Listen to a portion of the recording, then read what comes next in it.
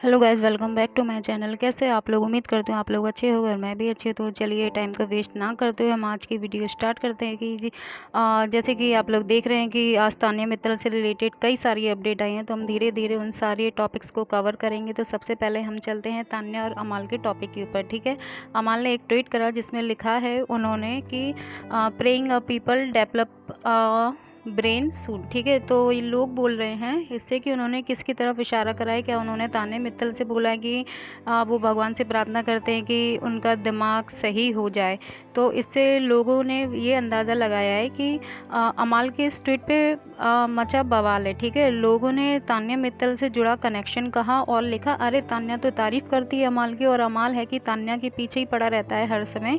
तान्या का भी मैंने हज़ारों बार बोला अपनी वीडियो में कि तान्या ने अभी तक अमाल के लिए ऐसा कुछ भी ऐसे वर्ड्स नहीं बोले हैं जिससे अमाल डायरेक्ट टारगेट हो, पर अमाल आए दिन सोशल मीडिया पर पता नहीं क्यों इस तरीके की हरकतें करते रहते हैं और तान्या के बारे में सारी चीज़ें बोल देते हैं।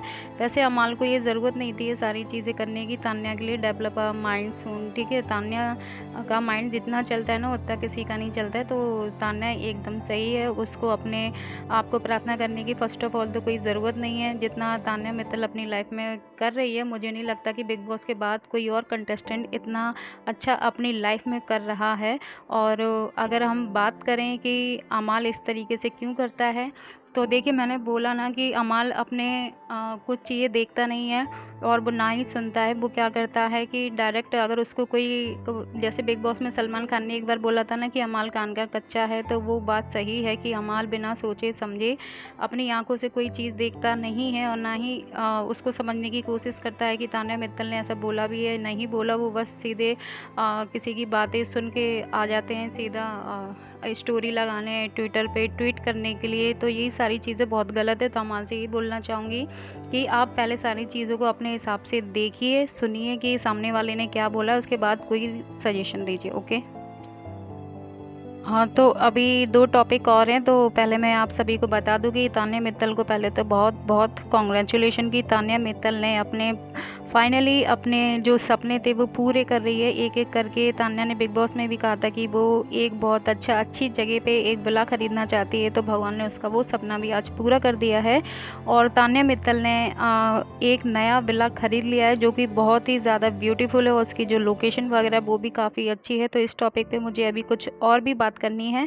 तो पहले मैं दूसरे फरहाना के टॉपिक पे बात करूँगी और फिर दूसरे टॉपिक पे उसके बाद हम तान्या मित्तल के इस वाले पॉइंट को कवर करेंगे कि लोगों का क्या सोचना है जो तान्या मित्तल ने नया घर खरीद रहा है उसके बारे में।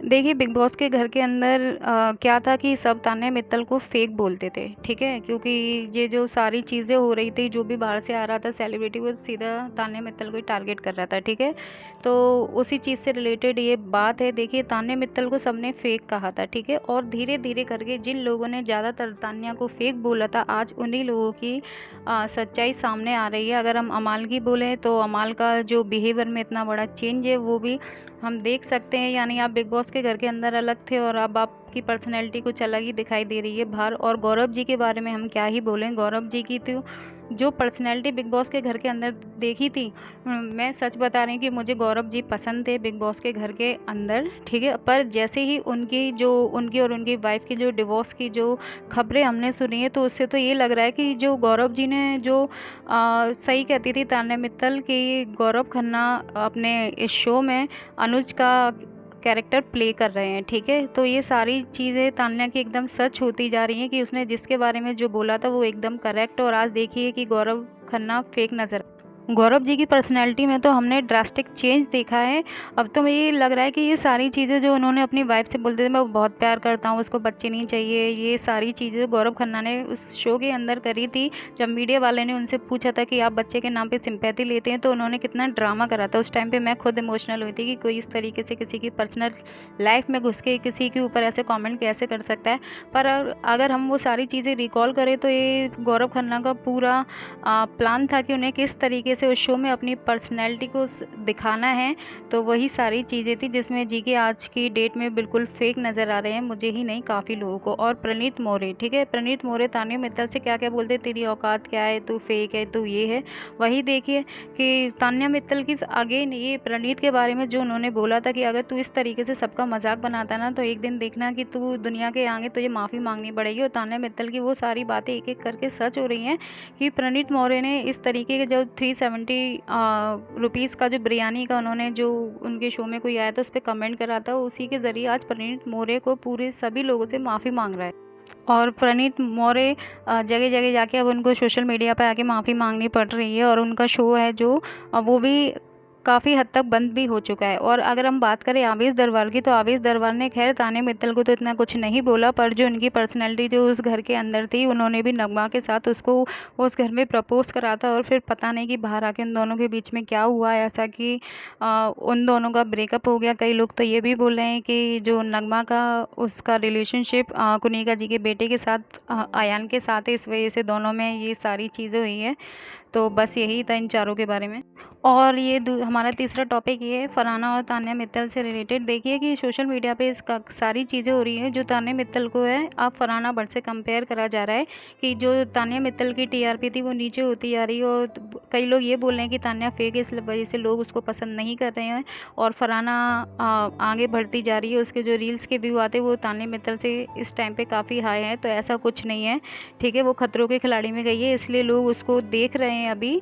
और देखिए ये कितना चेंज है कि अभी फरहाना भट्ट के 3 मिलियन व्यूज़ है और तान्या मित्तल के अभी इस टाइम पे 4.8 मिलियन वो पूरे हो चुके हैं। तो इससे ये समझ में आता है जो ऑडियंस है वो तान्या मित्तल को ज़्यादा प्यार करती है और तान्या को सपोर्ट करती है, ना कि फरहाना भट्ट को। फरहाना भट्ट को वही लोग सपोर्ट करते हैं जो फरहाना भट्ट की तरह उनकी सोचने समझने की जो होती है शक्ति बोलते हैं हम उसे, कि वो फरहाना भट्ट के जैसे ही लोग होते जो फरहाना भट्ट को पसंद करते हैं। मैं यहाँ पे किसी को टारगेट नहीं कर रही हूँ, बस मैं ये बोल रही हूँ कि तान्या और फरहाना का अब कोई कंपैरिजन नहीं है। बिग बॉस ख़त्म हो चुका है अब, तो अब हमें तान्या और फरहाना को एक दूसरे से कंपेयर नहीं करना चाहिए। वैसे भी हम नहीं चाहते कि तान्या मित्तल और फरहाना का कोई कंपैरिजन हो, क्योंकि तान्या मित्तल बहुत हाई है। और देखिए ना, तान्या मित्तल ने आज की डेट में अपना घर भी खरीद लिया। और अगर दूसरी तरफ हम फरहाना की बात करें तो उसने अभी कुछ इतना अपनी लाइफ में अचीव नहीं करा है जितना कि तान्या मित्तल करती जा रही है अपनी लाइफ में, ठीक है। तो वीडियो कैसी लगी कमेंट करके ज़रूर बताना, और हाँ, हाइप ज़रूर देखे जाएगा। Thank you.